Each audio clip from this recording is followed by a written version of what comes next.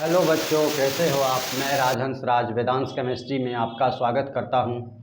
तो हमने पिछले क्लास में इम्परफेक्शन इन सॉलिड पढ़ा था और उसमें हम क्रिस्टल डिफेक्ट देखे थे। क्रिस्टल डिफेक्ट में हम लोग जो है शॉटकी और फ्रैंकल डिफेक्ट पढ़ चुके हैं नहीं।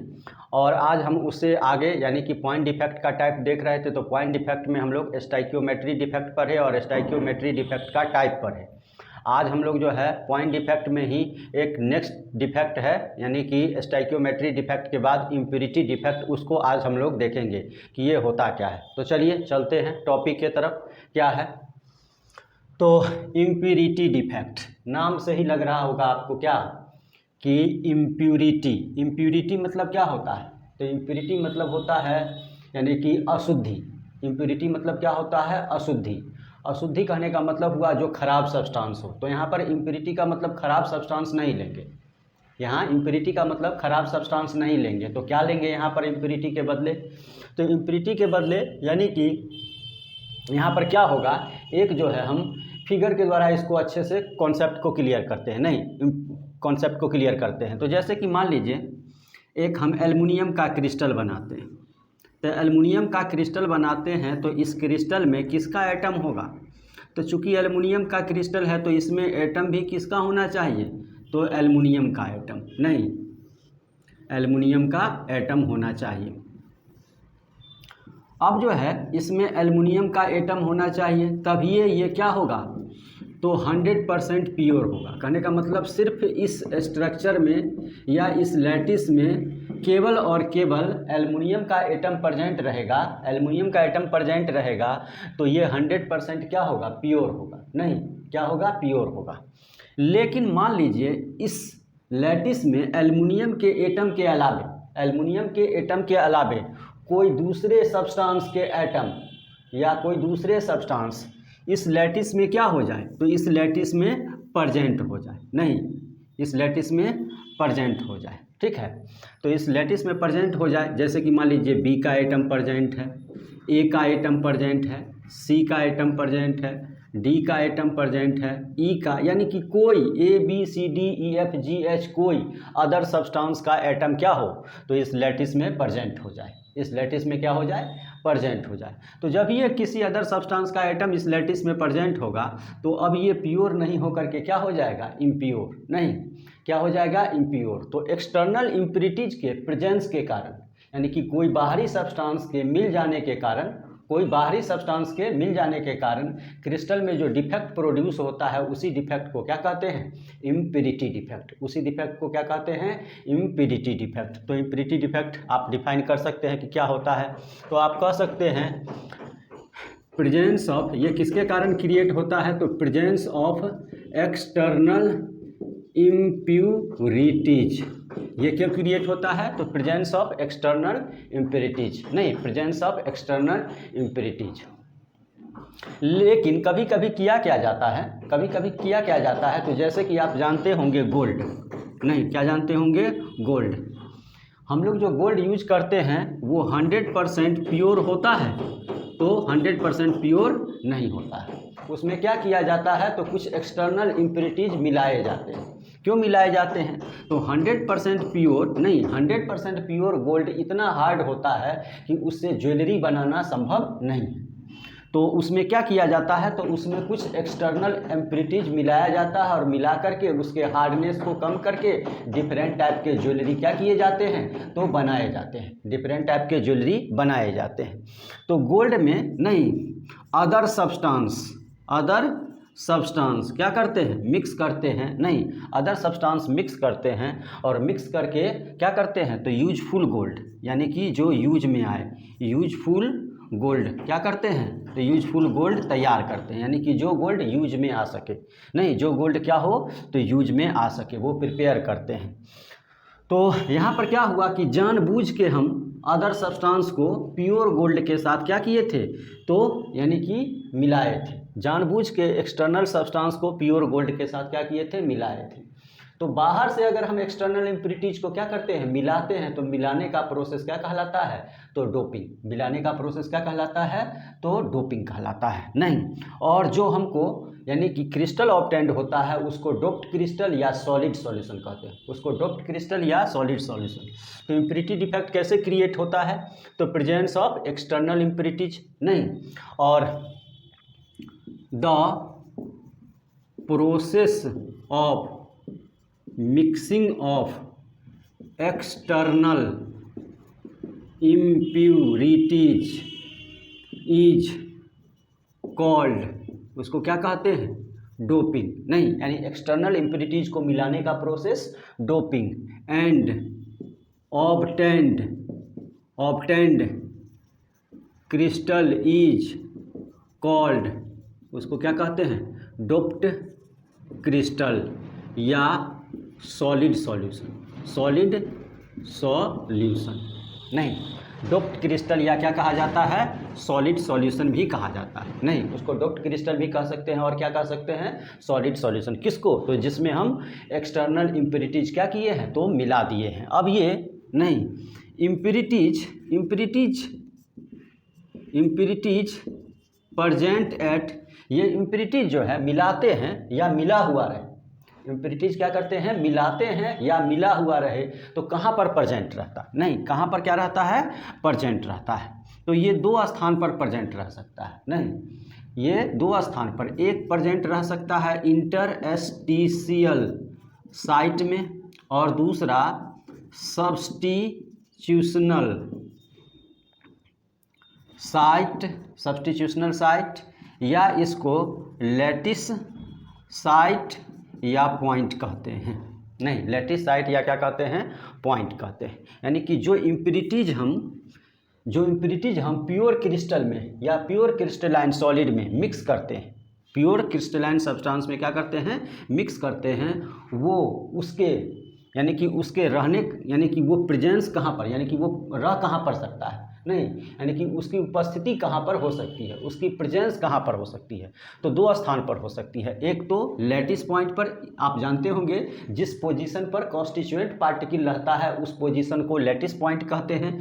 तो एक इम्प्योरिटीज के रहने का स्थान क्या हो गया, लैटिस पॉइंट, और दूसरा क्या हो गया, तो इंटरस्टिशियल साइट। और इंटरस्टिशियल साइट क्या होता है, तो स्फीयर के बीच जो वैकेंट स्पेस बचता है, इसी वैकेंट स्पेस को किस नाम से जाना जाता है, तो इंटरस्टिशियल साइट के नाम से। तो कहाँ कहाँ रह सकता है, तो एक तो इंटरस्टिशियल साइट में रह सकता है इम्प्योरिटीज, और दूसरा कहाँ रह सकता है, तो सब्स्टिट्यूशनल साइट या लैटिस साइट या लैटिस पॉइंट, लैटिस साइट या लैटिस पॉइंट। नहीं, तो यानी कि solid solution is of two types. Solid solution कितने टाइप के होते हैं, तो दो टाइप के होते हैं। कौन कौन, तो एक होता है सब्स्टिट्यूशनल सॉलिड सॉल्यूशन और दूसरा होता है इंटरस्टिशियल सॉलिड सॉल्यूशन। क्यों नाम पड़ा होगा, आपको समझ में आ गया होगा, क्योंकि इम्प्योरिटीज जो है दो पोजीशन पर रह सकता है, एक तो इंटरस्टिशियल साइट में और दूसरा सब्स्टिट्यूशनल साइट में। इसी के आधार पर सॉलिड सॉल्यूशन कितने टाइप का हो जाता है, तो दो टाइप का। अगर सब्स्टिट्यूशनल साइट में इम्प्योरिटीज प्रेजेंट है तो सब्स्टिट्यूशनल सॉलिड सॉल्यूशन, अगर इंटरस्टिशियल साइट में इम्प्योरिटीज प्रेजेंट है तो इंटरस्टिशियल सॉलिड सॉल्यूशन।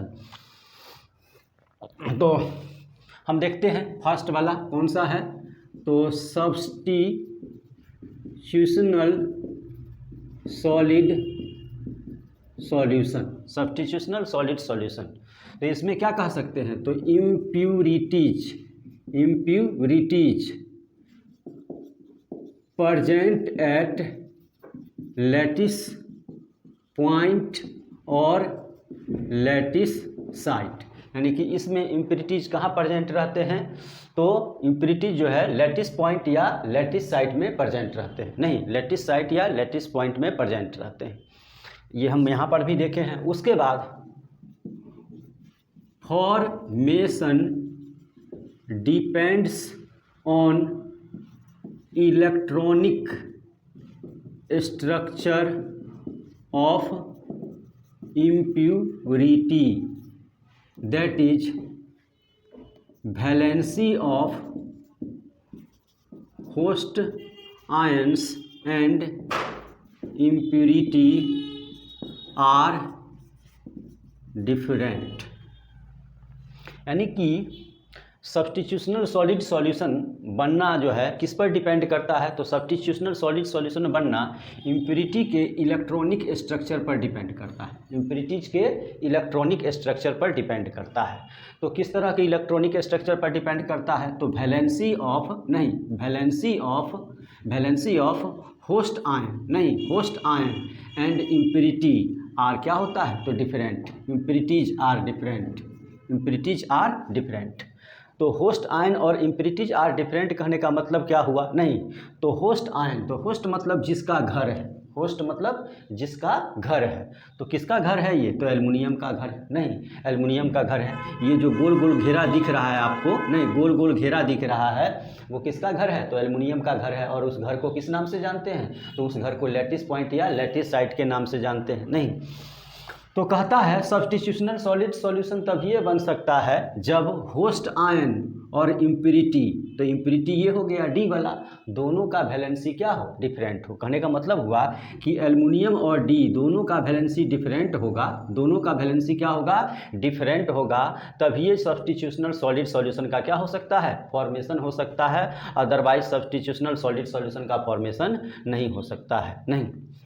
कैसे, तो एक एग्जाम्पल के द्वारा देख लेते हैं। एग्जाम्पल फर्स्ट में, नहीं यानी कि CdCl2 cadmium chloride is doped with molten NaCl and cooled then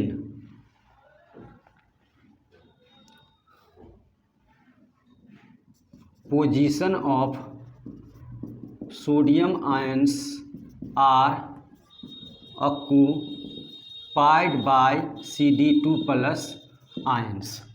यानी कि कैडमियम क्लोराइड को, नहीं कैडमियम क्लोराइड को जब NaCl मोल्टेन NaCl के साथ, मोल्टेन मतलब पिघला हुआ, मोल्टेन मतलब पिघला हुआ यानी कि गर्म करके पिघलता हुआ फॉर्म जो होगा, तो मोल्टेन NaCl के साथ CdCl2 को क्या करते हैं, डोप्ड करते हैं। तो कहने का मतलब हुआ कि इसको समझ लेते हैं कि इसमें इम्प्योरिटीज कौन होगा, नहीं इसमें इम्प्योरिटीज कौन होगा। तो इसको आप लोग जो है सो नोट कर लिए होंगे, और नोट नहीं किए होंगे तो वीडियो को पॉज करके आप लोग नोट कर सकते हैं। तो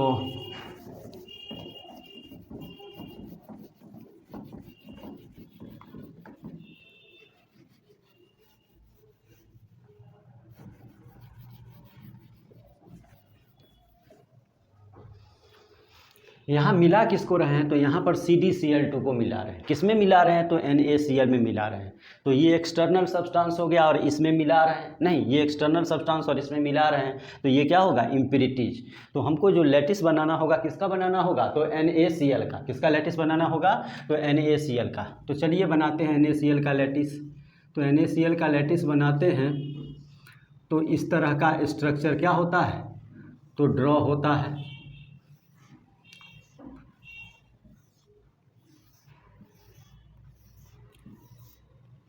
Na plus Cl minus, Na plus Cl minus, Na plus Cl minus, Na plus, और यहाँ छोड़ देते हैं या रहने दीजिए, Na plus Cl minus, Na plus Cl minus, Na plus Cl minus, Na plus Cl minus, Na plus Cl minus. ठीक है, यहाँ पर क्या होना चाहिए, Na प्लस, क्या होना चाहिए, Na प्लस। तो दे ही देते हैं Na प्लस। अब जो है ये प्योर NaCl का लैटिस है, ये प्योर NaCl का क्या है, लैटिस है। यानी इस लैटिस में सिर्फ सोडियम और क्लोरीन के आयन प्रेजेंट है, सोडियम और क्लोरीन आयन प्रेजेंट है। लेकिन हम किए क्या है, तो CdCl2 को इसके साथ डोप्ड किए हैं, मिलाए हैं, नहीं CdCl2 को इसके साथ क्या किए हैं, मिलाए हैं। तो CdCl2 को इसके साथ मिलाए हैं तो क्या कहता है कि मिला करके जब कूल करते हैं तो then position of sodium ion are occupied by CD2 plus ion, नहीं यानी कि सोडियम आयन का जो पोजीशन है, सोडियम आयन का जो पोजीशन है वो किसके द्वारा ऑक्यूपाई कर लिया जाता है, तो Cd2+ के द्वारा। किसके द्वारा, Cd2+ के द्वारा। तो अब यहाँ पर एक समझने वाला कॉन्सेप्ट है। क्या समझने वाला कॉन्सेप्ट है, तो सोडियम पर +1 चार्ज, नहीं सोडियम पर +1 चार्ज और Cd पर 2+ चार्ज, नहीं 2+ चार्ज। तो इसका मतलब है कि हम तो यहाँ से एक ही सोडियम हटाए हैं, नहीं एक ही सोडियम हटाए हैं, तो इस पर 2+ चार्ज है, तो कितना सोडियम हमको हटाना पड़ेगा, तो 2 सोडियम। कितना सोडियम, तो 2 सोडियम। तो चलिए एक और सोडियम यहाँ से क्या करते हैं, हटा देते हैं, नहीं एक और सोडियम यहाँ से क्या करते हैं, हटा देते हैं। तो हट गया एक सोडियम यहाँ से, नहीं। तो देख रहे हैं कि सोडियम आयन का पोजीशन कौन ऑक्यूपाई कर लिया, तो Cd2+ आयन ऑक्यूपाई कर लिया, ठीक है। अब एक और चीज़ था कि दोनों का, यानी कि जो होस्ट आयन है और इम्प्यूरिटी है, दोनों का वैलेंसी डिफरेंट होना चाहिए। तो देखिए होस्ट आयन जो था सोडियम आयन और इम्प्यूरिटी जो था Cd2+ आयन, दोनों का वैलेंसी डिफरेंट है कि नहीं है। सोडियम का 1 और Cd2+ का कितना है, 2। Cd2+ का कितना है, तो 2 है, ठीक है। Cd2+ का 2 है। अब इलेक्ट्रिकल न्यूट्रलिटी मेंटेन है कि नहीं है, इसको भी थोड़ा चेक कर लेते हैं। तो इस पर +1, नहीं +1, तो +1, फिर इस पर +1, फिर इस पर +1, फिर इस पर +1 हो गया, फिर इस पर +1, इस पर तो +2, इस पर +1 जोड़िए, 1 2 3 4 5 2 7 8 कितना हुआ, तो +8, यानी टोटल पॉजिटिव चार्ज कितना हो गया, तो +8, यानी total positive charge, total positive charge +8 और निगेटिव चार्ज तो 1 2 3 4 5 6 7 8, तो total negative charge, total negative charge तो -8। दोनों चार्ज को ऐड कीजिए, नहीं दोनों चार्ज को ऐड कीजिए तो +8 और +8 तो कितना हो जाएगा, तो 0, नहीं तो 0 कहने का मतलब यानी कि चार्ज लेस, 0 कहने का मतलब चार्ज लेस, और जिस पर चार्ज नहीं होता है उसको और हम क्या कहते हैं, तो न्यूट्रल। जिस पर कोई चार्ज नहीं हो उसको हम क्या कहते हैं, न्यूट्रल, नहीं। तो यहाँ पर जो है कह सकते हैं, यहाँ पर क्या है, तो इलेक्ट्रिकल न्यूट्रलिटी मेंटेन्ड है। यहाँ पर क्या है, इलेक्ट्रिकल न्यूट्रलिटी मेंटेन्ड है। तो अच्छे से समझ में आ गया होगा कि सब्स्टिट्यूशनल सॉलिड सॉल्यूशन होता क्या है, नहीं सब्स्टिट्यूशनल सॉलिड सॉल्यूशन होता क्या है। उसके बाद तो 2 बात तो इसमें आप लिख सकते हैं, क्या क्या, तो 2 बात लिख सकते हैं कि इलेक्ट्रिकल न्यूट्रलिटी इज मेंटेन्ड, नहीं इलेक्ट्रिकल न्यूट्रलिटी इज मेंटेन्ड, वो जो कि हम कैलकुलेट कर लिए। और उसके बाद कह सकते हैं conductor of electricity due to mobility of holes, due to mobility of holes, यानी कि ये क्या होते हैं, तो कंडक्टर ऑफ इलेक्ट्रिसिटी होते हैं। ये क्या होते हैं, कंडक्टर ऑफ इलेक्ट्रिसिटी। क्यों, तो आप देख रहे हैं कि हम तो एक ही होल से यहाँ पर बनाए, नहीं हम क्या बनाए हैं, एक ही होल से यहाँ पर बनाए हैं, लेकिन ऐसा नहीं होगा। ये एक छोटा सा लैटिस बनाए हैं जिसमें हमको एक होल्स दिखाई देता है, लेकिन आप जानते हैं कि एटम या मोलेकुल को मोल में काउंट किया जाता है, नहीं मोल में काउंट किया जाता है। तो यहाँ पर जो मिक्स होगा, नहीं मिक्स होगा एक्सटर्नल इम्प्यूरिटीज, वो भी मोल्स में ही होगा। मोल्स में होगा तो हटने वाले आयंस या एटम्स जो होंगे वो भी क्या होंगे, मोल्स में होंगे। तो बहुत अधिक संख्या में ऐसा होल्स का क्या होगा, फॉर्मेशन होगा। और ये होल्स जो है चूँकि इसमें कुछ है नहीं, तो ये होल फ्री टू मूव करते रहता है। ये क्या करते रहता है, फ्री टू मूव करते रहता है। इसमें कुछ रहता तब ना एक जगह रहता, लेकिन इसमें कुछ है नहीं, इसलिए ये क्या करता है, तो मूव करते रहता है। तो इसी मूवमेंट के कारण ये क्या होते हैं, conductor of electricity due to mobility of holes, नहीं due to mobility of holes. तो ये एग्जाम्पल फर्स्ट हुआ। नहीं एग्जाम्पल सेकेंड में क्या है, नहीं एग्जाम्पल सेकेंड में क्या है, AgCl डोप्ड विथ CdCl2, ये भी एक एग्जाम्पल ले सकते हैं, नहीं डोप्ड विथ CdCl2। तो फिर AgCl का इस तरह का लैटिस बनेगा और उसमें किसको मिला रहे हैं, तो CdCl2 को मिला रहे हैं। फिर इस तरह का एक स्ट्रक्चर ड्रॉ करके आप लोग बना सकते हैं इस डिफेक्ट को। अब दूसरा जो है हम लोग को पढ़ना है, दूसरा में क्या पढ़ना है, तो दूसरा में पढ़ना है हम लोगों को interstitial solid solution, interstitial solid solution. तो जैसे सब्स्टिट्यूशनल सॉलिड सॉल्यूशन किसको कहते थे, तो देखे हैं कि जब इम्पिरिटीज लैटिस पॉइंट या लैटिस साइट या सब्स्टिट्यूशनल साइट में प्रेजेंट रहता है तो सब्स्टिट्यूशनल सॉलिड सॉल्यूशन। तो इंटरस्टिशियल किसको कहेंगे, तो इम्पिरिटीज प्रेजेंट एट, यहाँ क्या लिखाएगा, तो impurities present at interstitial site. नहीं, उसके बाद formation of interstitial solid solution depends on size of impurity, size of impurity. तो इंटरस्टिशियल सॉलिड सॉल्यूशन किस पर डिपेंड करेगा, तो साइज ऑफ इम्प्यूरिटीज पर। किस पर डिपेंड करेगा, तो साइज ऑफ इम्प्यूरिटीज पर डिपेंड करेगा। इसको भी थोड़ा सा समझ लेते हैं कि साइज ऑफ इम्प्यूरिटीज पर कैसे डिपेंड करता है। तो ऐसा कॉन्सेप्ट हम पीछे में भी बार बार देखे हैं, जैसे कि बनाते हैं, जैसे कि लैटिस बनाते हैं। अब इस लैटिस में नहीं, इस लैटिस में मान लीजिए ए का एटम है, किसका है, ए का, यानी इस लैटिस का फॉर्मेशन ए के एटम से होता है, ठीक है। अब जो है इंटरस्टिशियल साइट में इम्प्यूरिटीज प्रेजेंट रहेगा, तब ये कौन सा सॉल्यूशन बनेगा, तो इंटरस्टिशियल सॉल्यूशन, नहीं इंटरस्टिशियल सॉल्यूशन। अब देखिए इंटरस्टिशियल साइट में, यानी कि यहाँ पर इम्प्यूरिटीज, यहाँ पर इम्प्यूरिटीज, यहाँ पर या यहाँ पर, यहाँ पर या यहाँ पर इम्प्यूरिटीज प्रेजेंट रहेगा, तो कौन सा सॉलिड सॉल्यूशन बनेगा, तो इंटरस्टिशियल सॉलिड सॉल्यूशन।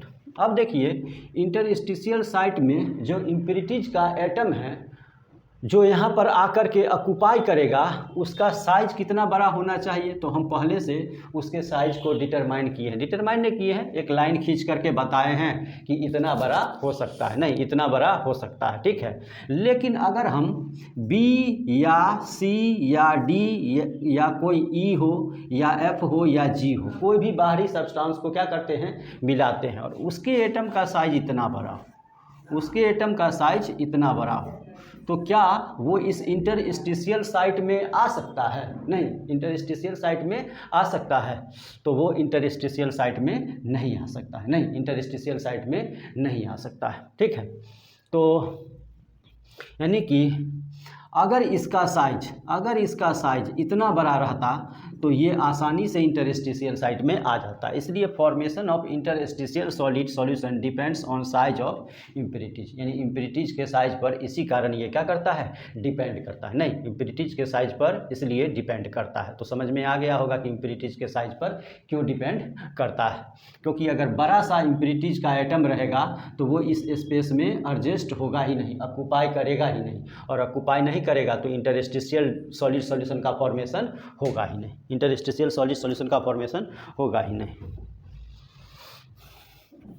अब जो है नहीं, अब हम लोग नेक्स्ट डिफेक्ट की तरफ चलते हैं, नहीं नेक्स्ट डिफेक्ट की तरफ। सेकेंड पॉइंट डिफेक्ट हम लोग देख लिए। सेकेंड पॉइंट डिफेक्ट क्या था, तो इम्प्यूरिटी डिफेक्ट था। उसके बाद जो है थर्ड और लास्ट इम्प्यूरिटी डिफेक्ट, उसको हम लोग देख लेते हैं। तो थर्ड और लास्ट इम्प्यूरिटी डिफेक्ट क्या है, तो थर्ड और लास्ट इम्प्यूरिटी डिफेक्ट है नहीं non stoichiometry defect, non stoichiometry defect. तो हम लोग स्टाइकियोमेट्री में पढ़े थे कि जो उसके स्टाइकियोमेट्री को डिस्टर्ब नहीं करता है, नहीं जो उसके स्टाइकियोमेट्री को डिस्टर्ब नहीं करता है। और इसमें क्या पढ़ेंगे, तो disturb the stoichiometry of crystalline solid. उसके बाद detailed studied by Berthollet's, hence it is also called Barthold's defect, or found in organic solid. उसके बाद it is of two types.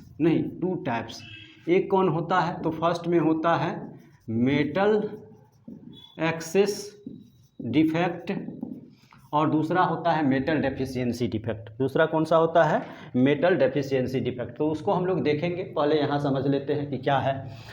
तो यहाँ पर क्या है कि disturb the stoichiometry of crystalline solid. नहीं, कहने का मतलब हुआ कि एक सॉलिड लीजिए, ठीक है, एक सॉलिड लीजिए,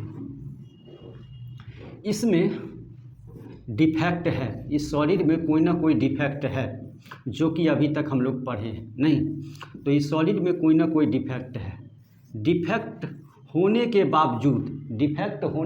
बावजूद इसके प्रॉपर्टीज में किसी भी तरह का कोई चेंजिंग नहीं आता है, यानी कि डिफेक्ट है, यानी कि ये क्या है, तो डिफेक्टेड है, नहीं क्या है, डिफेक्टेड है, लेकिन नो चेंज इन क्या, तो प्रॉपर्टीज। तो डिफेक्टेड है लेकिन नो चेंज इन प्रॉपर्टीज, यानी कि इसके प्रॉपर्टी में किसी भी तरह का कोई चेंज नहीं हो रहा है। तो ये कौन सा, तो स्टाइक्योमेट्री डिफेक्ट होगा। कौन सा होगा, स्टाइक्योमेट्री डिफेक्ट होगा। लेकिन मान लीजिए डिफेक्टेड है और चेंज हो जाता है प्रॉपर्टी में क्या हो जाता है, चेंज हो जाता है, तो वो क्या हो जाएगा, नॉन स्टाइक्योमेट्री डिफेक्ट। क्या हो जाएगा, नॉन स्टाइक्योमेट्री डिफेक्ट। कहने का मतलब हुआ, इसको इस तरह से भी समझ सकते हैं कि जैसे आपको बीमारी होता है, लोग अक्सर बीमार पड़ते हैं ना, बहुत तरह का डिजीज लोगों को होता है, डॉक्टर के पास जाते हैं, इलाज करवाते हैं और ठीक हो जाते हैं। तो आप देखते होंगे कि अगर नॉर्मल यानी कि नॉर्मल फीवर लगा है, तो नॉर्मल फीवर लगने के बाद यानी कि आदमी का जो बॉडी है उसमें यानी कि कोई ऐसा है कि नया लुक आ जाए, जैसा व्यक्ति है वैसा ही रहता है, जहाँ पर उसका नाक है वहीं पर रहता है, जहाँ पर उसका आँख है वहीं पर रहता है, और जहाँ पर उसका मुंह है उसी जगह रहता है ना। तो इसमें कहीं किसी तरह का कोई चेंजिंग नहीं आता है। लेकिन जो गंभीर बीमारी से पीड़ित हो जाए, जैसे पैरालिसिस मार दे, तो उसका गर्दन टेढ़ हो जाएगा, हाथ टेढ़ हो जाएगा, पैर टेढ़ हो जाएगा, नहीं हो जाता है ना। तो यानी कि एक बीमारी था जो उसके बॉडी फिगर में किसी भी तरह का कोई चेंजिंग नहीं लाया, तो वो स्टाइक्योमेट्री नहीं, वो क्या हो गया, स्टाइक्योमेट्री। और एक ऐसा डिजीज़ था जो उसके बॉडी फिगर में क्या किया, चेंज ला दिया, तो वो क्या हो जाएगा, तो नॉन स्टाइक्योमेट्री नहीं, क्या हो जाएगा, नॉन स्टाइक्योमेट्री हो जाएगा। तो समझ में आ गया होगा कि disturb the stoichiometry of crystalline solid, यानी कि ये बॉडी फिगर में क्या करता है, चेंज ला देता है। इसके बारे में डिटेल्ड स्टडी किसके द्वारा किया गया था, तो बर्थोलेट्स के द्वारा। बर्थोलेट्स एक साइंटिस्ट थे जिसके द्वारा इसके बारे में डिटेल्ड स्टडी किया गया, और उन्हीं के नाम पर इस डिफेक्ट को और किस नाम से जानते हैं, तो बर्थोलाइट्स डिफेक्ट, यानी नॉन स्टाइक्योमेट्री डिफेक्ट को और किस नाम से जाना जाता है, तो बर्थोलाइट्स डिफेक्ट। और ये किस में पाया जाता है, तो इनऑर्गेनिक सॉलिड में। किस में पाया जाता है, इनऑर्गेनिक सॉलिड में। दूसरा, तो यानी कि ये कितने टाइप का होता है, तो दो टाइप का। कितने टाइप का, तो दो टाइप का। तो कौन, तो एक देख रहे हैं मेटल एक्सेस डिफेक्ट। कौन सा है, मेटल एक्सेस डिफेक्ट। तो इसका थोड़ा सा फिगर ड्रॉ करते हैं मेटल एक्सेस डिफेक्ट का, ठीक है। यानी कि फिगर से हमको ज़्यादा समझ में आएगा, इसलिए फिगर ड्रॉ करते हैं।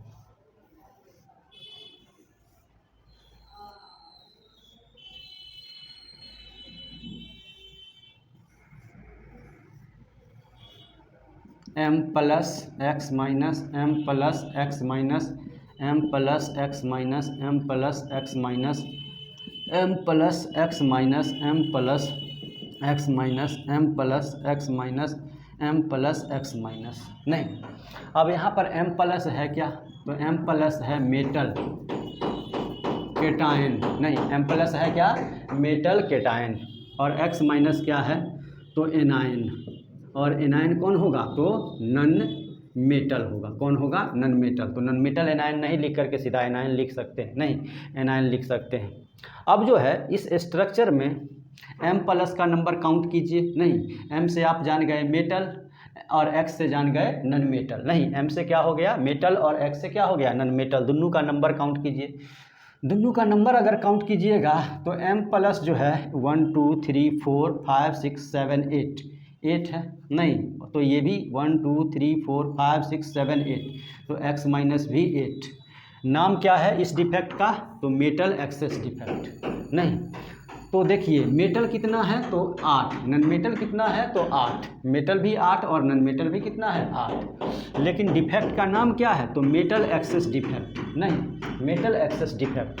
तो क्या लगता है कि इसमें मेटल एक्सेस है, मेटल अधिक है, तो आप कह सकते हैं नहीं, क्योंकि मेटल और नॉन मेटल दोनों का नंबर क्या है तो सेम है, मेटल और नॉन मेटल दोनों का नंबर क्या है सेम है, तो मेटल और नॉन मेटल दोनों का नंबर सेम है, नहीं सेम है, तो यहाँ मेटल एक्सेस नहीं है, तो मेटल एक्सेस नहीं है तो यहाँ पर कोई डिफेक्ट है ही नहीं।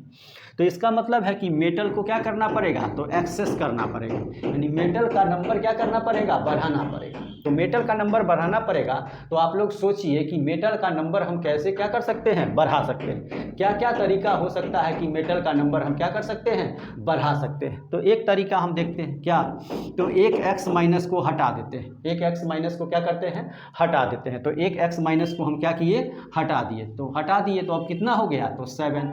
तो अब आप देख सकते हैं, नहीं, अब आप देख सकते हैं कि मेटल हो गया 8 और नॉन मेटल हो गया 7, नहीं, तो मेटल एक्सेस डिफेक्ट क्रिएट कैसे होता है, नहीं, मेटल एक्सेस डिफेक्ट क्रिएट कैसे होता है तो due to excess of metal cation, नहीं, यानी कि ये कैसे क्रिएट होता है तो due to excess of metal cation.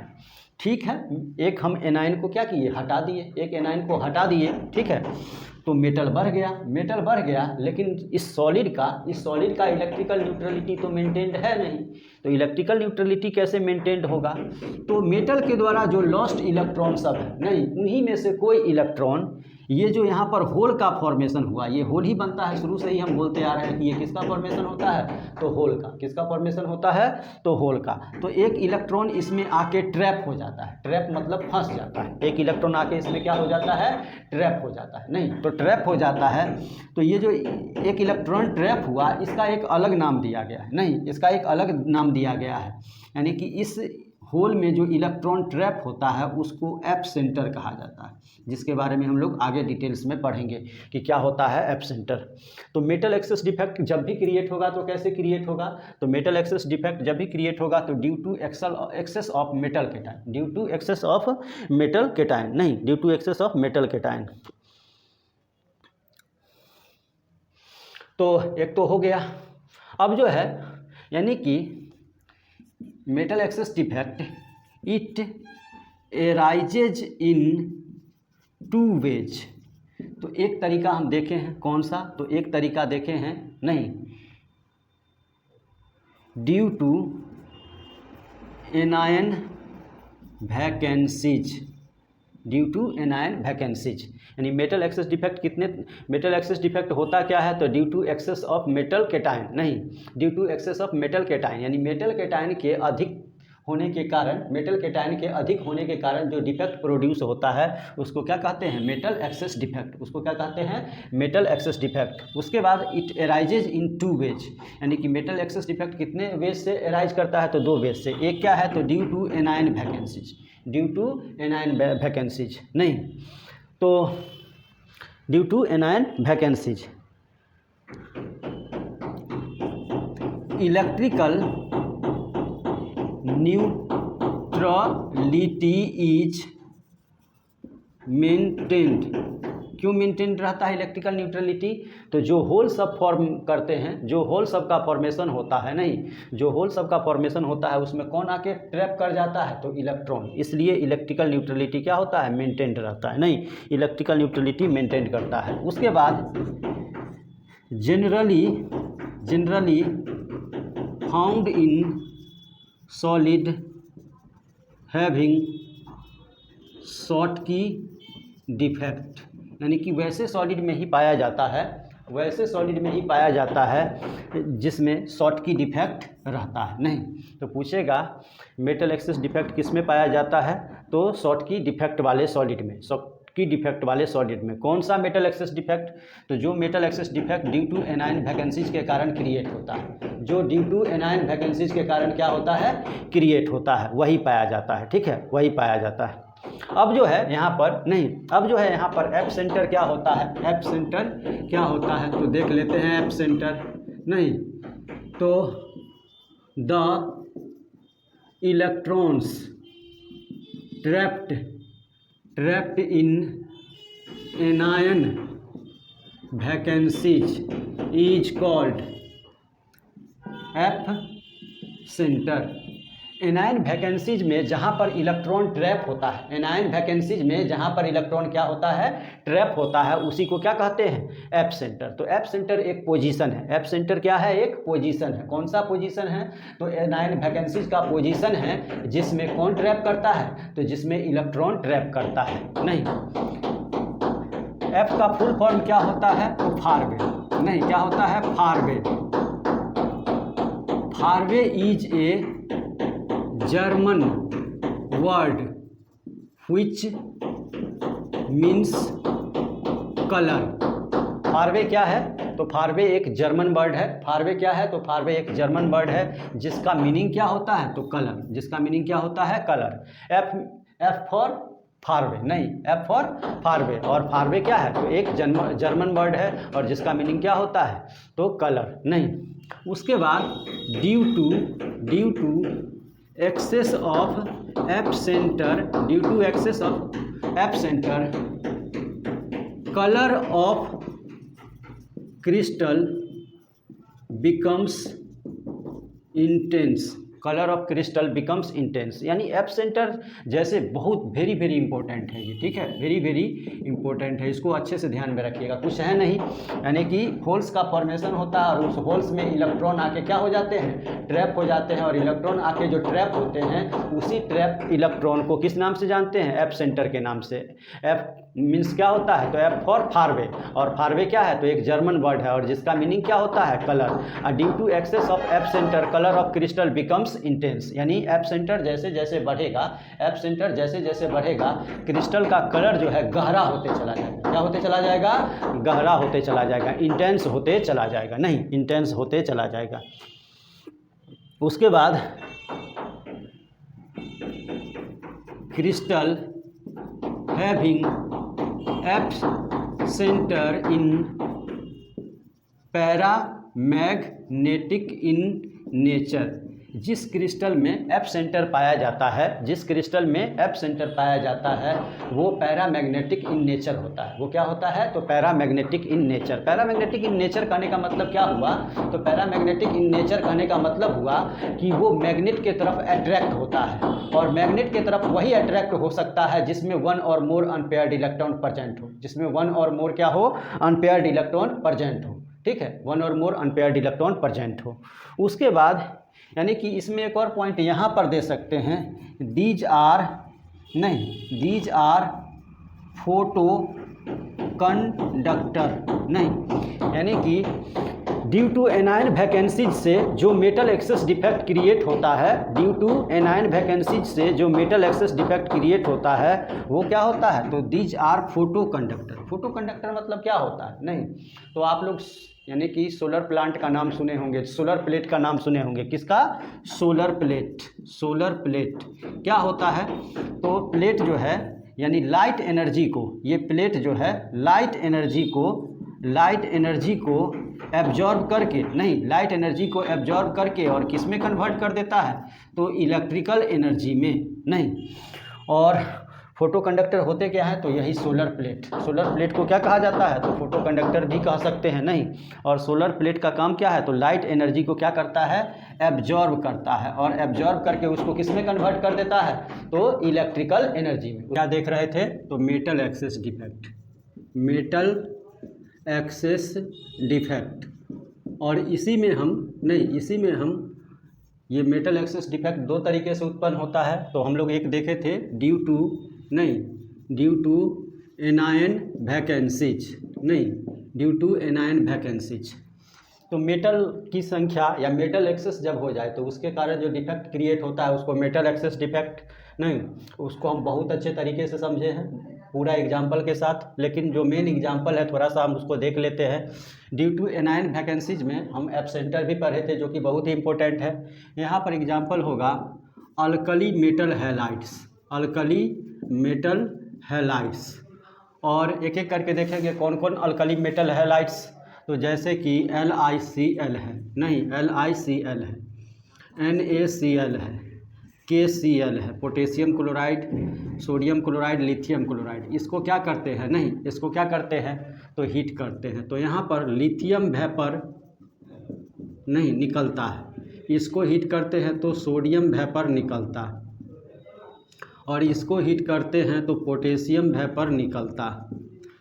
अब जो है यानी कि LiCl, NaCl और KCl, इन सभी का हमको हीट करने के बाद क्या ऑब्टेंड होता है, तो हीट करने के बाद क्रिस्टल ऑब्टेंड होता है। क्या ऑब्टेंड होता है, क्रिस्टल। यानी कि जो भी वेपर के फॉर्म में रहता है सब्सटेंस, उसमें निकल जाने के बाद यानी कि ये जो है सो किस रूप में ऑब्टेंड होता है, तो क्रिस्टल के फॉर्म में। और इसका कलर भी चेंज हो जाता है, इसका कलर भी क्या होता है, चेंज हो जाता है। तो हम यानी कि नॉन स्टोइकियोमेट्री डिफेक्ट में पढ़े थे क्या, कि जो स्टोइकियोमेट्री को डिस्टर्ब करता है, जो स्टोइकियोमेट्री को क्या करता है, डिस्टर्ब करता है। तो हम समझाए भी थे कि उसका प्रॉपर्टी क्या होगा, तो चेंज कर जाएगा। प्रॉपर्टी क्या करेगा, चेंज कर जाएगा। तो ये जो है नहीं, ये जो है क्या हो जाएगा, तो ये हो जाता है पिंक कलर का, ये येलो कलर का, और ये वायलेट कलर का। कलर तीनों का क्या हो गया, चेंज हो गया। आप जानते होंगे सोडियम वाइट होता है, सोडियम क्लोराइड वाइट होता है, और हीट करने के बाद ये किस कलर में चेंज हो गया, तो येलो कलर में। किस कलर में, तो येलो कलर में चेंज हो गया। तो ये किसका हुआ, तो ड्यू टू एनायन वैकेंसीज का, नहीं ड्यू टू एनायन वैकेंसीज का फर्स्ट मेथड। दूसरा मेथड क्या है, नहीं तो प्रेजेंस ऑफ, दूसरा वे क्या है, या presence of metal cation at interstitial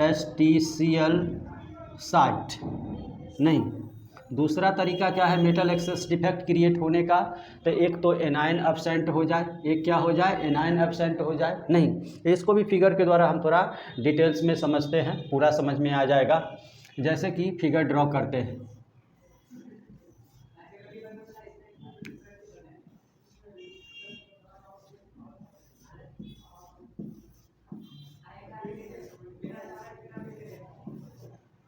m plus x minus m plus x minus m plus x minus m plus x minus m plus x minus m plus x minus m plus x minus m plus x minus. ठीक है, m को हम क्या कहे थे, तो m के बारे में बोले थे मेटल केटायन। क्या बोले थे, मेटल केटायन। और x तो एनायन, और एनायन क्या होते हैं, तो नन मेटल होते हैं। क्या होते हैं, नन मेटल होते हैं। ठीक है, नन मेटल होते हैं।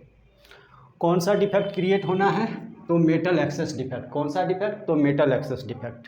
तो अब जो है मेटल का नंबर देखिए कितना है, तो 8। नन मेटल का नंबर देखिए 8। क्या लगता है कि आपको यहाँ पर मेटल एक्सेस डिफेक्ट है, तो नहीं है। क्यों नहीं है, तो मेटल और नन मेटल दोनों का नंबर क्या है, सेम है। नहीं, तो जब तक ये अधिक नहीं होगा तब तक मेटल एक्सेस डिफेक्ट क्रिएट नहीं हो सकता है। जबकि इस स्ट्रक्चर में मेटल और नॉन मेटल दोनों इक्वल नंबर में क्या है, प्रेजेंट है, दोनों इक्वल नंबर में प्रेजेंट है। तो होता क्या है, नहीं इंटरस्टिशियल साइट में एक मेटल केटायन आ जाता है। नहीं, तो हम नाम ही दिए हैं presence of metal cation at interstitial site. यानी दूसरा तरीका क्या है, तो इंटरस्टिशियल साइट में मेटल केटायन के आने के कारण, तो मेटल केटायन एक इंटरस्टिशियल साइट में आ गया, तो अब जो है सॉलिड का इलेक्ट्रिकल न्यूट्रलिटी, नहीं सॉलिड का इलेक्ट्रिकल न्यूट्रलिटी मेंटेन है। तो चेक कर लेते हैं इलेक्ट्रिकल न्यूट्रलिटी, +1 +1 +1 +1 +1 +1 +1 +1 यानी +8। यानी टोटल पॉजिटिव चार्ज कितना है, तो +8 और 2 इसको भी जोड़िएगा तो कितना, तो +10, और टोटल निगेटिव चार्ज तो -8 यानी +2। यानी इस पूरे क्रिस्टल पर +2 चार्ज होगा। नहीं, +2 चार्ज, इलेक्ट्रिकल न्यूट्रलिटी मेंटेन हो नहीं रहा है। नहीं हो रहा है तो क्या होता है, नहीं हो रहा है तो क्या होता है कि इलेक्ट्रॉन सब इंटरस्टिशियल साइट में आ जाते हैं। क्यों, तो इस यानी क्रिस्टल का इलेक्ट्रिकल न्यूट्रलिटी मेंटेन करने के लिए इलेक्ट्रॉन सब भी इंटरस्टिशियल साइट में आ जाते हैं। नहीं, इलेक्ट्रॉन सब भी इंटरस्टिशियल साइट में आ जाते हैं। तो अब अगर चार्ज जोड़ा जाए तो 2 इलेक्ट्रॉन बढ़ा तो -2 यानी कि 0, और 0 का मतलब हम बताए थे चार्ज 0 मतलब उस पर कोई चार्ज नहीं, चार्जलेस, और चार्जलेस को और क्या कहते हैं तो न्यूट्रल। तो ये इलेक्ट्रिकली क्या हो गया तो न्यूट्रल, ये इलेक्ट्रिकली क्या हो गया तो न्यूट्रल हो गया। नहीं, तो यहाँ पर आप क्या कह सकते हैं कि जब यानी कि मेटल के टाइन इंटरस्टिशियल साइट में आ जाते हैं तो इलेक्ट्रिकल न्यूट्रलिटी मेंटेन करने के लिए इंटरस्टिशियल साइट में इलेक्ट्रॉन भी प्रेजेंट हो जाते हैं। नहीं, इलेक्ट्रॉन भी प्रेजेंट हो जाते हैं, और यानी कि इसमें these defects shown by crystal having Frenkel defect, यानी कि ये उसी के द्वारा दिखाया जाता है, या ये डिफेक्ट उसी में क्रिएट होता है जिसमें जनरली फ्रैंकेल डिफेक्ट क्या होता है पाया जाता है, फ्रैंकेल डिफेक्ट पाया जाता है। उसके बाद due to presence of electron in interstitial site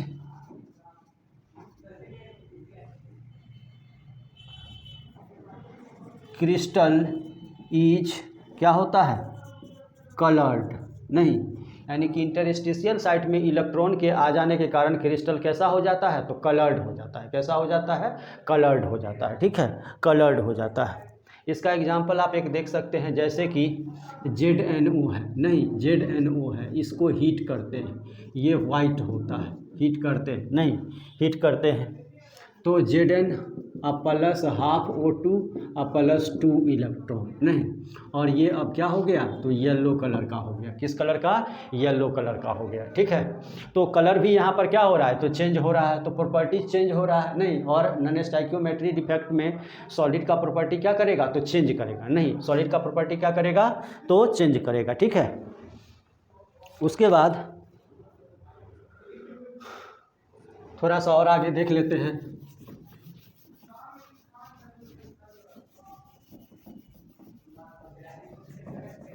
note करके एक पॉइंट है,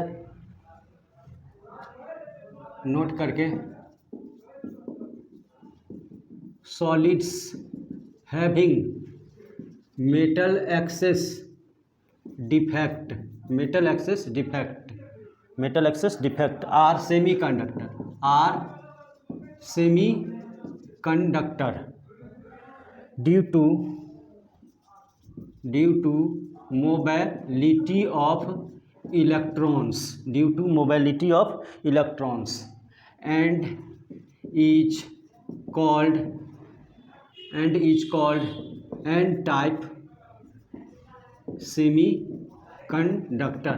अब एन टाइप सेमीकंडक्टर क्या होता है तो इसी चैप्टर के लास्ट में हम लोग समझेंगे कि एन टाइप सेमीकंडक्टर क्या होता है। तो जिस सॉलिड में मेटल एक्सेस डिफेक्ट पाया जाता है वो क्या होते हैं तो सेमीकंडक्टर होते हैं। क्यों सेमीकंडक्टर होते हैं तो मोबिलिटी ऑफ इलेक्ट्रॉन तो वही जो यानी कि लैटिस साइट में या इंटरस्टिशियल साइट में जो इलेक्ट्रॉन प्रेजेंट रहते हैं वो मोबाइल इलेक्ट्रॉन होते हैं, वो एक जगह नहीं रहते हैं, पूरे लैटिस में मूव करते रहते हैं। तो पूरे लैटिस में मूव करते रहते हैं तो उसी मूवमेंट के कारण जो है इलेक्ट्रिसिटी क्या होता है प्रोड्यूस होता है, इसीलिए ये क्या होते हैं तो सेमीकंडक्टर होते हैं। और किस टाइप के सेमीकंडक्टर होते हैं तो एन टाइप के। और एन टाइप का सेमीकंडक्टर क्या होता है इसके बारे में डिटेल्स हम यानी कि प्रॉपर्टीज ऑफ सॉलिड पढ़ेंगे, वहाँ पर इलेक्ट्रिकल प्रॉपर्टी जब पढ़ेंगे तो समझेंगे हम लोग कि क्या होता है। तो कौन सा टाइप का तो एन टाइप का सेमीकंडक्टर होता है। उसके बाद सेकंड में हम लोग को पढ़ना है मेटल डेफिशिएंसी डिफेक्ट। क्या पढ़ना है metal deficiency defect.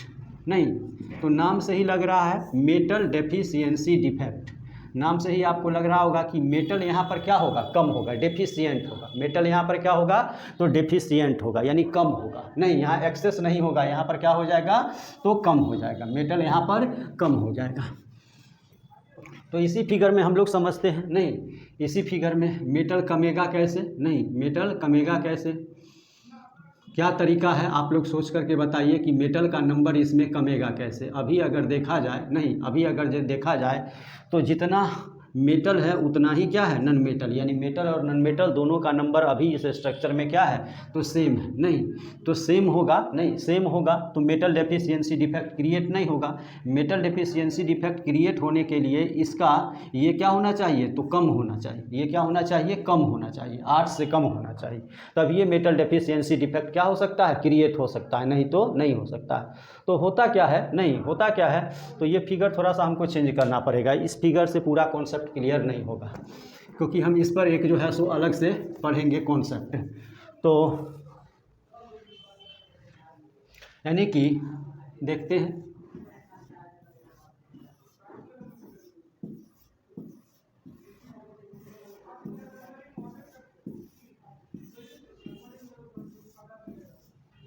Fe2 plus S2 minus Fe2 plus S2 minus Fe2 plus S2 minus और Fe2 प्लस और S2 minus Fe2 plus S2 minus Fe2 यहाँ पर Fe छोड़ देते हैं, या Fe2 plus S2 minus Fe2 plus S2 minus Fe2 plus और S2 minus, ठीक है। अब यहाँ पर Fe2 प्लस काउंट कीजिए तो 8 होगा नंबर उसका, S2 माइनस काउंट कीजिए उसका भी नंबर क्या होगा, 8 होगा। लेकिन जब तक ये यानी कि S2 माइनस से कम नहीं होगा मेटल, तब तक ये मेटल डेफिशिएंसी डिफेक्ट क्रिएट नहीं हो सकता है, मेटल डेफिशिएंसी डिफेक्ट क्रिएट नहीं हो सकता है। इसका मतलब ये 8 से क्या होना चाहिए, कम होना चाहिए, तब ये मेटल डेफिशिएंसी डिफेक्ट। तो एक यहाँ से हटा देते हैं तो अब क्या हो गया, तो 7 हो गया, तो मेटल डेफिशिएंसी डिफेक्ट क्रिएट हो गया, मेटल डेफिशिएंसी डिफेक्ट क्रिएट हो गया। अब जो है 1 पर +2 चार्ज, तो यानी कि 7 पर तो +14 और 1 पर -2 चार्ज तो 8 पर तो -16 यानी -2, यानी पूरे क्रिस्टल पर -2 चार्ज आ रहा है। इसका मतलब है कि ये इलेक्ट्रिकली न्यूट्रल नहीं है। तो इलेक्ट्रिकली न्यूट्रल नहीं है तो इलेक्ट्रिकली न्यूट्रल होने के लिए यानी कि जहाँ से हटा है उसका नियरेस्ट, तो इसका नियरेस्ट ये, इसका नियरेस्ट ये metal cation, nearest metal cation पहले से और अधिक इलेक्ट्रॉन लॉस कर देते हैं। अभी देखिएगा तो कितना इलेक्ट्रॉन लॉस किया है, तो 2। अब ये क्या करेगा, इसमें क्षमता है एक और इलेक्ट्रॉन लॉस करने की, एक और इलेक्ट्रॉन लॉस करने की क्षमता है, तो एक और कर देगा। ये भी क्या करेगा, तो एक और इलेक्ट्रॉन लॉस कर देगा। अब चार्ज देखिएगा तो +1 बढ़ गया, +2 चार्ज यानी कि 0 आ गया। अब ये इलेक्ट्रिकली क्या हो गया, न्यूट्रल। तो कह सकते हैं नहीं कि मेटल डेफिशिएंसी डिफेक्ट कैसे क्रिएट होता है, तो ड्यू टू डेफिशिएंसी मतलब कमी होता है, डेफिशिएंसी ऑफ मेटल कैटायन। ये कैसे क्रिएट होता है, तो due to deficiency of metal cation, ठीक है। मेटल कैटायन किस में पाया जाता है, तो फाउंड इन ट्रांजिशन मेटल्स, किस में पाया जाता है, ट्रांजिशन मेटल्स में।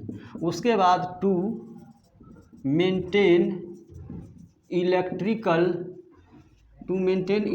न्यूट्रलिटी नियरेस्ट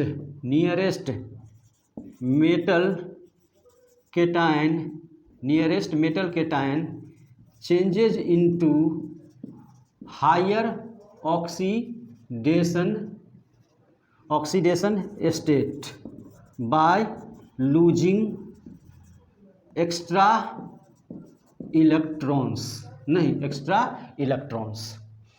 यानी कि सॉलिड का इलेक्ट्रिकल न्यूट्रलिटी मेंटेन करने के लिए नियरेस्ट जो है मेटल कैटायन क्या करते हैं, तो एक्स्ट्रा इलेक्ट्रॉन लॉस करके हायर ऑक्सीडेशन स्टेट में चेंज हो जाते हैं, जिसके कारण सॉलिड का इलेक्ट्रिकल न्यूट्रलिटी क्या होता है, मेंटेन रहता है। और मेटल एक्सेस डिफेक्ट का एग्जाम्पल क्या होगा, नहीं तो FeO, उसके बाद NiOETC। अब नोट करके एक पॉइंट हमको देखना है, क्या, तो due to this defect FeS looks like gold and it is called foolish gold, gold. और ये डिफेक्ट जब आयरन सल्फाइड में, ये डिफेक्ट जब आयरन सल्फाइड में, यानी कि ये किसका लैटिस है, तो लैटिस ऑफ FeS है, नहीं लैटिस ऑफ FeS।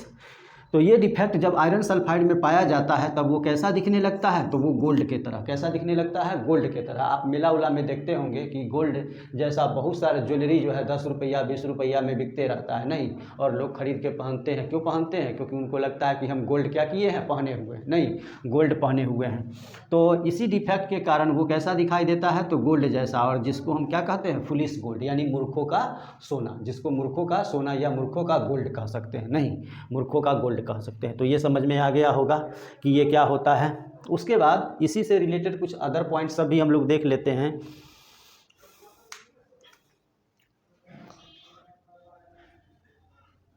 नोट ये सेकंड में, नोट फर्स्ट में, नोट सेकंड में, these are conductor of electricity due to mobility of cation vacancies. Cation vacancies के, ये केटायन वैकेंसीज जो है मूव करते रहते हैं। केटायन वैकेंसी क्या करते हैं, मूव करते रहते हैं। तो केटायन वैकेंसीज के मोबिलिटी के कारण, केटायन वैकेंसीज के मोबिलिटी के कारण ये क्या होते हैं, तो conductor of electricity and is called P type, नहीं, पी टाइप सेमीकंडक्टर। तो आप देख लिए कि जो मेटल एक्सेस डिफेक्ट वाले होते हैं वो एन टाइप सेमीकंडक्टर, और मेटल डेफिशिएंसी डिफेक्ट वाले जो होते हैं वो क्या होते हैं, पी टाइप सेमीकंडक्टर, नहीं, पी टाइप सेमीकंडक्टर। हमको लग रहा है कि आपको ये टॉपिक बहुत ही अच्छा लगा होगा और अच्छे से समझ में भी आ गया होगा, अच्छे से समझ में आया होगा। अगर नहीं आया है तो पीछे का, इससे जस्ट पीछे का जो वीडियो है उसको आप देखिए, यूट्यूब पर वो वीडियो अवेलेबल है, और अच्छा लगता है तो वीडियो को लाइक सब्सक्राइब कीजिए। इसके बाद इसी पर रिलेटेड एक क्वेश्चन हम लोगों को देखना है, जो कि हम बोले थे कि हम इस पर रिलेटेड एक क्वेश्चन आप लोगों को समझाएंगे कि वो क्वेश्चन होता क्या है, ठीक है, वो क्वेश्चन होता क्या है। तो क्वेश्चन क्या है उसको हम लोग देखते हैं, और जिसको नोट करना हो वो वीडियो को पॉज करके नोट कर सकते हैं। ये NCERT का क्वेश्चन है और कई इंट्रेंस एग्जामिनेशन में पूछा जा चुका है, इसलिए क्वेश्चन को अच्छे से देखिएगा, समझ में आ जाएगा। क्वेश्चन है, analysis show that nickel oxide has formula, nickel oxide has formula Ni 0.98 और O 1.00, नहीं 1.00। अब है what fraction of nickel, what fraction of nickel exist in Ni2+ and Ni3+ ions, नहीं। तो कहता है निकेल ऑक्साइड का कोई एनालिसिस है, नहीं, क्या एनालिसिस है, उस एनालिसिस से पता चलता है कि निकेल ऑक्साइड का ये फार्मूला होता है। कहता है इस फार्मूले में निकेल आयन जो है दो फॉर्म में एग्जिस्ट करता है, एक Ni2+ और एक Ni3+। तो इस फार्मूले में Ni2+ का कितना पार्ट और Ni3+ का कितना पार्ट जो है प्रेजेंट है, नहीं, कितना पार्ट प्रेजेंट है, उसी को क्या करना है, कैलकुलेट करना है, उसी को क्या करना है, कैलकुलेट करना है। यानी कि Ni2+ आयन कितना है और Ni3+ आयन कितना है, उसका फ्रैक्शन कितना है। तो देखते हैं, बहुत ही आसान है, समझ में आ जाएगा। और इस टाइप का कई क्वेश्चन हम आप लोगों को दे देंगे, उसको आप लोग सोल्व करके हमको कमेंट बॉक्स में उसका आंसर बताइएगा कि उसका आंसर क्या होगा। तो चलते हैं क्वेश्चन के तरफ, यानी कि let number of Ni2+ ions equal to x, नहीं, यानी Ni2+ आयन का नंबर कितना है, x, और Ni3+ आयन का नंबर कितना है, तो टोटल Ni कितना है फॉर्मूला में, तो टोटल Ni 0.98 है। तो 0.98 माइनस एक्स, 0.98 माइनस एक्स कैसे हुआ इसको समझ लेते हैं, ठीक है। यानी कि 98 रुपया है आपके पास, नहीं 98 रुपया है आपके पास, आप किसी एक व्यक्ति को x रुपया दिए, नहीं x रुपया दिए, तो दूसरे व्यक्ति को आप कितना रुपया दिए, एक को तो x दे दिए, 98 में कितना दे दिए, तो x दे दिए, तो दूसरे को कितना दिए, तो 98 माइनस क्या हो जाएगा, x, 98 माइनस क्या हो जाएगा, x, 98 माइनस क्या हो जाएगा, x, क्योंकि ये वो को x मिला है, तो दूसरे को जो बचा होगा 98 में से वही उसी में से ना आप दिए होंगे, नहीं उसी में से आप उसको दिए हैं, तो 0.98 माइनस x। तो अब जो है, अब क्या करना है, for electrical neutrality, for electrical neutrality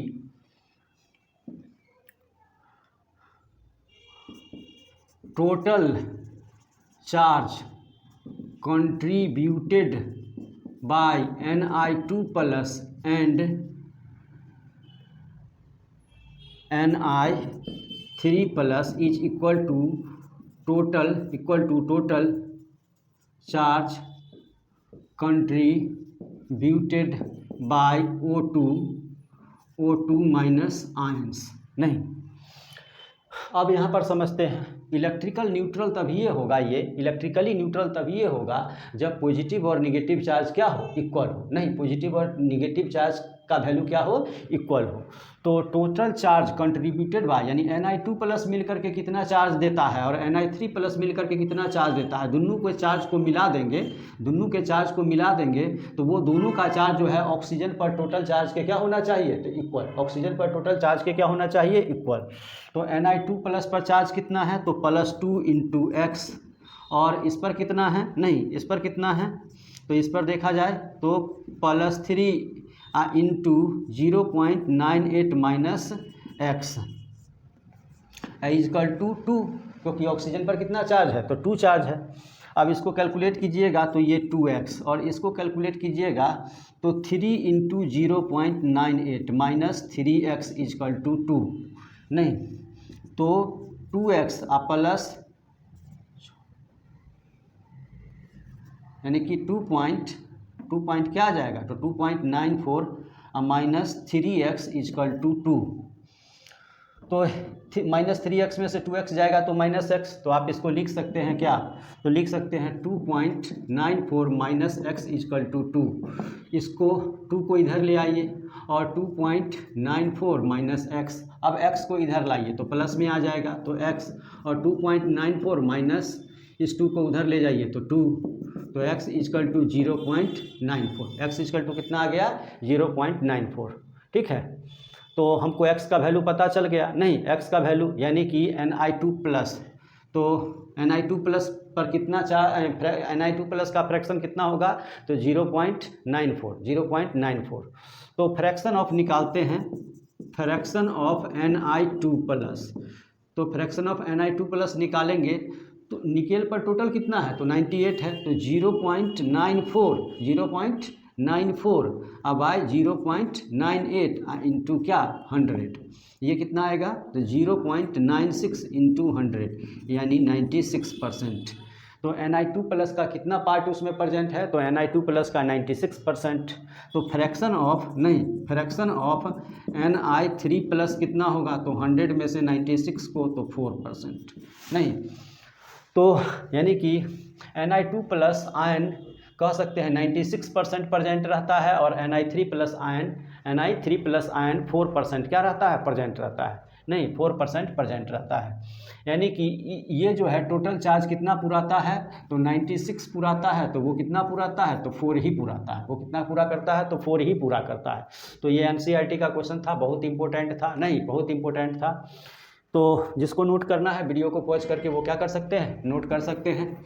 हम चलते हैं नेक्स्ट क्वेश्चन की तरफ। तो नेक्स्ट क्वेश्चन हम बताएंगे नहीं, नेक्स्ट क्वेश्चन को आप लोगों को सॉल्व करके कमेंट बॉक्स में उसका आंसर बताना है कि उसका आंसर क्या होगा। सेम मेथड, सेम तरीका लगेगा, हम कुछ नहीं करेंगे, इसमें थोड़ा सा चेंज करते हैं। यहाँ पर आपको 98 के जगह पर क्या दे दे, तो 96 दे दे, 98 के जगह पर क्या दे दे, 96 दे दे, नहीं फिर क्या करें, तो फार्मूला सिर्फ हम चेंज किए हैं, नहीं फिर आपको जो है क्वेश्चन लिख लीजिएगा ऐसे ही 0.94 और O 1.00 दे दे।